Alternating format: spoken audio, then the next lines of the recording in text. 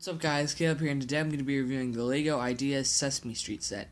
The set cost about $120 in the United States, which some people think is a little steep. Hopefully I can clear up in this review if this set is worth it for you or not. Let's dive into the minifigs. First minifig up is Elmo, and I gotta say he looks absolutely adorable. I love the design for Elmo. He looks so very cute. Unfortunately, there's no chest, arm, or leg printing on this figure, so just plain red, but his face is magnificent, even having a bit of that fur, going. That looks really, really good. I really like his eyes, his orange nose. I will say his mouth is like slightly downward, and that's definitely more noticeable on Cookie Monster, but we'll get to him in a minute. And overall, this is a really, really cute figure, and a really good figure at that. Really, really like how they did Elmo. Second minifig up is Cookie Monster, and I am a little bit disappointed by him because his mouth is definitely, shifted downward a bit and doesn't look great. But I really like how they made his eyes, crooked, just like in the real show. They gave him mid-legs, which I think look really, really good. Kind of has the same fur design as Elmo, and actually the same, no, not the same headpiece because he doesn't have a nose. But overall, they did a pretty good job with Cookie Monster, but he's definitely one of the lower down figures for me in this set. Then we have Ernie, and I think they did a spectacular job with Ernie. I really, really, really like how he turned out. I love his sweater. It looks amazing. Really cute sweater. I love the rubber duck, Like in the show, he has the rubber duck and everything. So they did really good with that. He's got sweater, he's got little jeans. I kind of wish he had mini legs, but it's not a big deal. And he's got this really cool hair that matches him in the show very, very well. So overall, really, really solid minifigure. Really like Ernie. And what would Ernie be without his trusted companion, Bert? Of course we needed Bert, and LEGO succeeded at this. Bert looks absolutely incredible.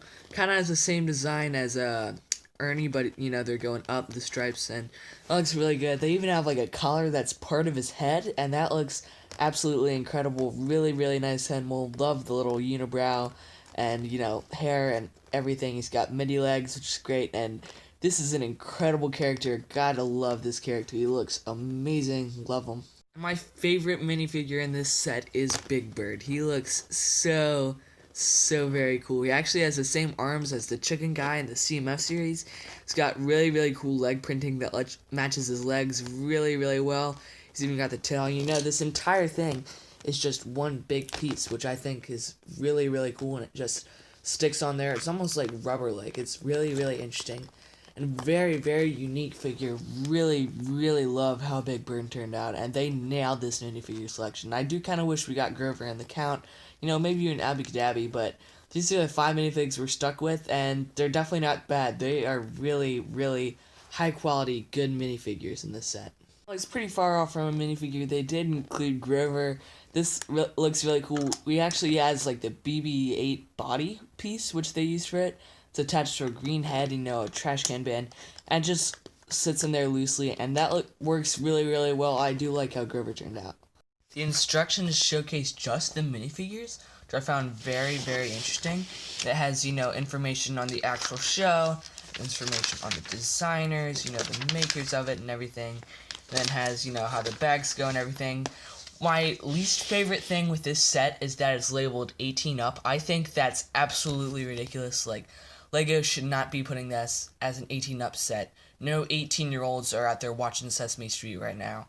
It's a little ridiculous that this is 18 up. It's a Sesame Street. It's a Sesame Street set. Come on, LEGO. It does not make any sense that, this would be 18 up. I guess it's good, but it's definitely a play set made for little kids, and it's definitely not an 18 up set. And here is the building itself, and I will say right off the bat, this is my brother's set. I don't actually own this set. He's the one that built it. He actually asked me to come in and help him for like a few steps, because a few steps were a little hard for him, but this is the finished model, and I also do apologize for the odd lighting I'm getting. It's the middle of the afternoon. It's right by this big window, and so the light's kind of pouring in, and so yeah, there's this big light streak that's focusing on the building. I guess it's meant to be, but this is the actual building, and I gotta say, my main qualm with this actual building part is that this part is just open. Everything else is really closed off and nice, but you have this wall open, and it just looks very, very odd and confusing. I don't get why they couldn't have closed that off, put this side open or something, but it definitely looks a little bit off on display just with that wall open, I think. Over here you have Grover in a little alleyway, which turns out really cool. It's got like trash bags, a tire, and even like a little pizza box. And this is just like an alleyway, blue box over there. And you can actually somewhat see the like spider web through the basement window here. There's actually no way to get inside of it, but there is like a spider web with a spider under there, which is really cool how they packed it with so much detail. Then you have Big Bird's like nest over here, which turned out really, really neat. I really, really like that. It's got teddy bears, roller skates, a picture of that other Sesame Street guy. I'm sorry, I really don't know all your names. I haven't watched this show since I was 4. But it does have him, and I really like that even behind him they added a picture of Mr. Cooper, which is really sweet, and I really like the birdhouse, and this is really just a cool section of it. On the front, you also have a Cooking with Oatmeal book, which is one of my favorite parts of the set. It's packed with detail. Inside, it actually has a recipe for 1 cup of oatmeal, 1 mango, and buttermilk. My brother really wanted to try this recipe, see if it would actually work, but it's packed with detail, down to the little oatmeal pot, and this is adorable. I really, really love how that turned out. And you can literally just push the doors open to get inside. Let's take a tour. And the first floor is Elmo's room, and this room's absolutely adorable. I really love how the interior of this whole entire building is. It's spectacular. I really, really do like it. Let's take a tour inside. Here you have like a phone, you have some notes, and you even actually have a little school bell at the top of there. It's made with a cherry piece, which is really, really neat. It's got this like little stuffed bunny. It even has like a minifigure head with a fish in it for a fish bowl. Absolutely incredible. Gotta love that. It's got a rocket. It's got paintings of other Sesame Street characters. It's got Elmo and his dad, which is a really cool painting. And it's got a San Francisco painting too, which turned out really, really neat. You got like a train track that runs around his bed. Obviously, the train can't go through it, but it looks really, really cool. It's even got like a lamp by his bed. And this is a really, really great looking room. Absolutely packed with detail. And it is a gorgeous room. I really, really love it. Then we have the second floor, which is Bert and Ernie's room, and this is my favorite part of the set. This part is so adorable and clever and brilliant, and I love this room. It's packed with detail and is absolutely incredible. Actually, it's like one of the best interiors of any set I've ever seen. This is beautiful. I love the interior of the set. Let's dive into it. You have what I believe are bottle caps on the wall here, and then you have a box of paper clips, which is really, really cute. It's got a picture of Bert and Ernie, which is really sweet. I really, really love how they did the lamp. They used like a white Minecraft head for a lamp. Like, that's actually brilliant. I love that. Put Bert on the bed here. You actually have a dinosaur, which doesn't have a print, which is a bit of a shame, but he's on there. You've got like a seat, you've got some books, a little clock, and then you have a whole bathtub, which is beautiful. It's actually filled with water, got a rubber ducky, got like a shower head, and even got some curtains and everything. And this room is just packed with detail, and it's an absolutely gorgeous room. I love, love, love this part of the set. It's beautiful. And you have a balcony with this little, it's supposed to be a UFO, and it just tells you to plop it on the top. I just kind of think that's just a loose add-on. I never really liked it. I think it's just loose, and, it's not very important. Just, sits on there loosely. I don't really like it. It's actually got like a little pigeon coop, which is actually adorable. It has pigeons and even like pigeons inside the coop, and so that's really cool. So the balcony's not too much, but it's alright. Over here you actually have like a whole Abby Cadabby like area for an Abby Cadabby minifigure. Unfortunately, there's not included, which is a bit of a shame. Lego, you gotta make Abby Cadabby. But then up here you actually have an ad for Biff and Sully's construction company. That's really, really cute. I like how that turned out. I really like the whole ladder, and it just reminds me of like a New York building, and it's really cool. Then over here you have a whole "If you need it, Hooper's has it" sign, and Hooper's, and overall it's actually got like a dining area here, which is really, really cool, really neat patterns and everything. So yeah, this part of Hooper's shop looks good. It just doesn't look good on the open end. Here at the front of Hooper's you have some magazines, one that says Super Grover Saves the Day Again, and one that says Winter Porridge Shortage. So these are really, really cute magazines. I'm very impressed that they could pack this much detail, into tiny little prints like that, and it's really, really cool. Obviously, you got the Hooper sign, some bricks. I really like, this part of it reminds me once again of New York.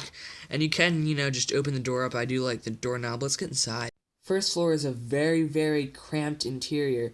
I'm very, very confused by the fact that there's 2 open holes here, because there's no extension to it, and it's an idea set. There's probably not going to be like an extension, right? There's not too much more you can do with Sesame Street, so it's very confusing and unclear what these holes are for it. But inside, it's actually got like a bunch of, fruits and all sorts of like different little snacks and everything. It's really cute. So you got, a cash register on the end, some coins, a little stool, coffee can, and everything's here. And I don't know, it's pretty cute, but it's cramped and overall my least favorite interior. It's not incredible. Upstairs, you have Cookie Monster watching Guy Smiley. He's got a really, really neat TV. They use that like plant piece for antenna. It's really cool. Has a, the count sticker on. I really, really do wish we got the count, and we got like the Count's Castle or something. It'd be really neat. But it has Guy Smiley. I really love how they made a DVD player here with the DVD sticking out. That looks really, really cool. He's got a stool. He's got this really neat yellow seat, a window going out there, some gold figures, which are interesting.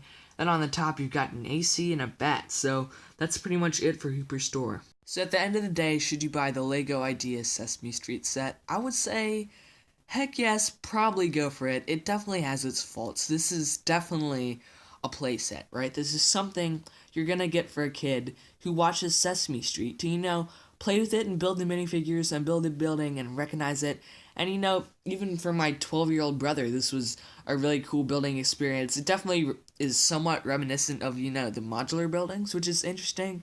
I really, really think this is a great looking playset. On display, it's not quite as good. I dislike how that corner is open. It just looks bad with the corner open. And it's not an incredible display set. It looks alright, but it's not meant for display. And obviously, I've told you many times, I'm the guy that's into display sets, right? I want to display them and have them looking clean and good on my shelf. And this obviously is the opposite. At that, though, it's a very, very good play set. It absolutely makes no sense that LEGO's marking this as an 18-up set. There's nothing about it that's 18-up. It doesn't make any sense. This is a play set, so don't be scared by that 18 plus price point. This is definitely a set that's, made for kids. I'm going to give it a solid 83 out of 100. The minifigures are some of the best. Outstanding minifigures. Love the minifigure selection. Absolutely incredible. And it's a pretty good playset. It just, I don't know. There's something, it doesn't do it for me. I mean, $120 is worth it. But, I'm the kind of guy that's into display sets. And this is definitely a better playset. So this is Seabreak Productions signing off for now. Make sure to stick around for more videos coming out, and I will see you guys later. Peace out. Happy Saturday.